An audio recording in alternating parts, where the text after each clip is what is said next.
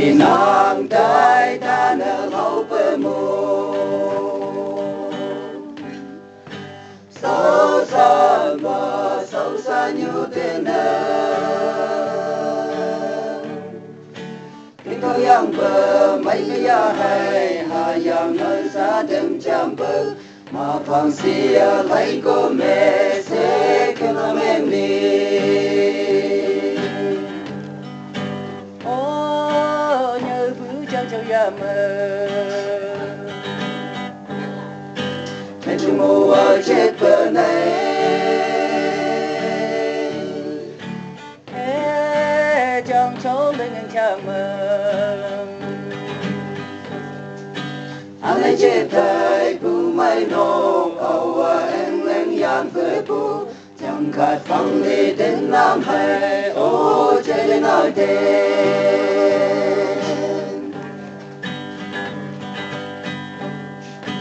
âu bà Joseph câu nhớ đỡ Mary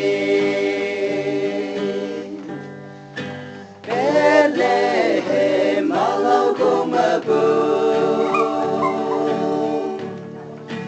Jesus Christa men thăng trang bờ y ca song chờ bờ tập trung chân lý bông cháy en nê ya mẹ nhung pha nhớ bù ô nhớ bù chẳng châu ya mơ men chung mồ ở chết bờ này ê chẳng châu lên ngang trang mơ anh ấy chết tay bù mai nô âu em lên yan phở bù chẳng khát phăng ly đến nam hay ô chơi lên nói tên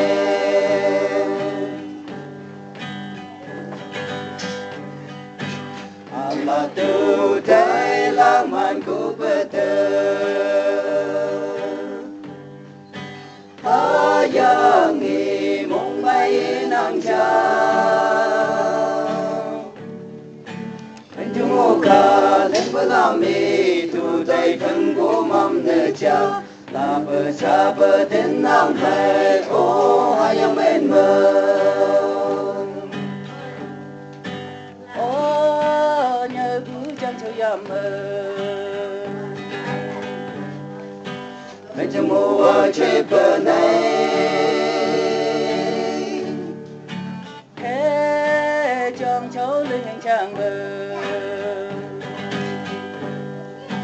anh ấy chết tay bù mai nô âu em lên yan phở bù chẳng khát phăng đi đến nam hay ô chơi lên nói tên